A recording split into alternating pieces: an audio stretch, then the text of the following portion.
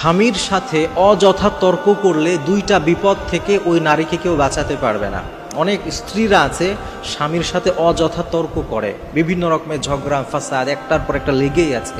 যেই সমস্ত নারীরা অযথায় অতিরিক্ত বেশি রকমের তর্ক করে, ঝগড়া করে, তাদের জন্য দুইটা বিপদ আছে। এর মধ্যে এক নম্বর বিপদ হচ্ছে, যেই স্বামীর সাথে তারা এমন আচরণ করবে, ওই স্বামীর হৃদয়ে তাদের জন্য যে একটা মহব্বত, ভালোবাসা, সম্মান বোধ ছিল, এটা আস্তে আস্তে উঠে যাবে। ওই স্ত্রীকে আগের মতো আর স্বামী ভালোবাসবে না।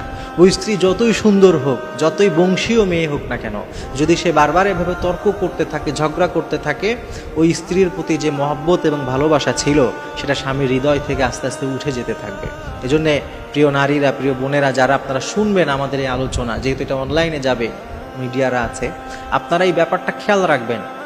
স্যাক্রিফাইস করতে হয়, একটু ত্যাগ করতে হয়, ধৈর্য ধরতে হয়, তাহলে আপনার কোনো প্রবলেম নাই। এর বিপরীতটা যদি করেন, অযথা ঝগড়া করবেন না, স্বামী যেভাবে বলে, হালাল যত কিছু বলে সেগুলো মেনটেন করছেন, আপনি দেখবেন আপনি যদি অসুন্দরও হন, বংশীয় খুব বেশি কিছু আপনি না, বংশের আপনার খুব বড় কিছু আপনি না, কিন্তু এরপরেও আল্লাহ তাআলা আপনার স্বামীর দিলের মধ্যে আপনার জন্য ভালোবাসা দিয়ে দিবে ইনশাআল্লাহ। এটা হচ্ছে এক নম্বর। দুই নম্বরে যে বিপদ হবে সেটা হচ্ছে, যেই মেয়েরা অযথা স্বামীর সাথে বেশি তর্ক করবে, ঝগড়া করবে, তাদের সংসার থেকে শান্তি নামক যে জিনিস, এটা উঠে যাবে।